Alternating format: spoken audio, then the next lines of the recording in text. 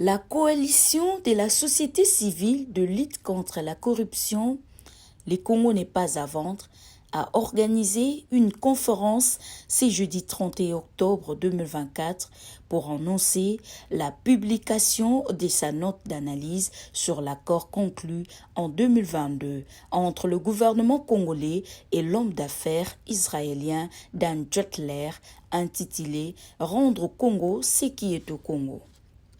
C'est depuis des années, le Congo n'est pas à vendre, dénonce les irrégularités et les pertes subies par la RDC à cause des affaires de Jettler dans le pays. Claude Poutou, porte-parole du Congo n'est pas à vendre. Merci beaucoup. Comme vous le savez, le Congo n'est pas à vendre a toujours dénoncé cet accord signé par le gouvernement et Ventura de Dan Jettler en 2022.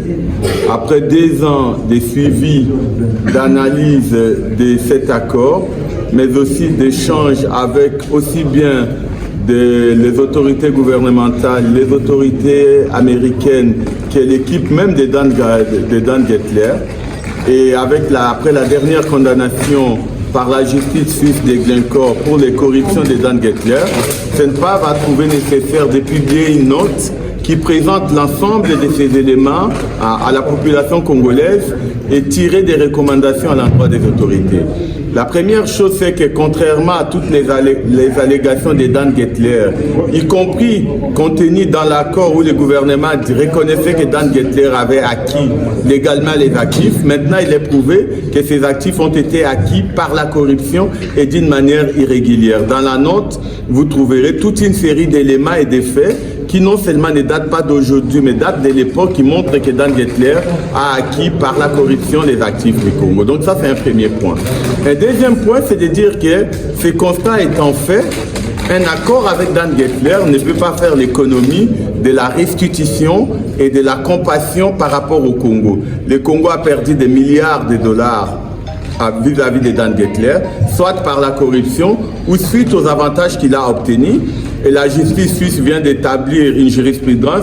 Quelqu'un qui bénéficie des actifs doit pouvoir compenser celui qui les a perdus. Et Dan Jettler doit compenser les pertes subies par le peuple congolais. Et l'une des conditions en fait qu'on pose pour trouver une solution à cet accord, c'est que Dan Jettler doit restituer gratuitement les royalties qui appartiennent au Congo. Et c'est d'ailleurs le titre du rapport, rendre au Congo ce qui appartient au Congo. Et alors, est-ce que... Après la publication du premier numéro de Kanyaka Rouchois, qui avait recensé les cas de corruption et fait assimiler pour la période en l'an de janvier 2024 en juin 2024. Ce deuxième numéro présente le fait rapporté entre juillet et septembre 2024. Jimmy Kandé a précisé lors de la présentation de ses bulletins d'éveil sur la corruption. Alors déjà merci beaucoup. On a essayé d'évaluer encore quelques cas de corruption durant les 3 derniers mois, donc de juillet à septembre, et on a constaté qu'il y avait encore beaucoup de cas de corruption qui restaient impunis. On a parlé du cas de Glencore qui a été condamné pour corruption alors que la justice congolaise tarde à ouvrir une enquête contre Glencore. On a parlé de l'argent qui a été détourné pour la construction de la prison, alors que nous savons tous dans quelles conditions les prisonniers vivent. On a parlé de l'argent des victimes de la guerre de l'Ouganda qui avait été détourné. On a parlé également de la consultance de l'IGF qui a été décriée par la Cour de compte. On a évoqué plusieurs sujets dans ce nouveau numéro, et nous avons également fait des recommandations qui vont du respect de règles de passation de marché, de la dépolitisation des nominations dans les entreprises publiques ou dans les établissements de l'enseignement supérieur. Nous avons également évoqué le cas de l'éthique pour les organes de contrôle afin que ces derniers ne puissent pas se retrouver redevables là où ils partent mener leur mission. Nous sommes organisation de la société civile. Pour nous, nous encourageons les initiatives qui sont positives, peu importe d'où elles viennent, si elles viennent de l'IGF ou elles viennent d'autres organisations. Donc nous continuerons à faire notre travail, et cela ne passe pas nécessairement par une formalisation d'un contrat avec l'IGF ou une autre organisation. Merci Jim. Plusieurs dossiers ont été déposés à la justice. Donc les démarches ont été faites par le passé avant lui. Sous lui, les démarches continuent à être faites. Fait que moi, je n'arrête pas de dire. c'est qu'on devrait à un moment donné arrêter de croire à des mots et à des discours, mais à croire à des actes. Le ministre de la Justice a tout pouvoir et il le montre.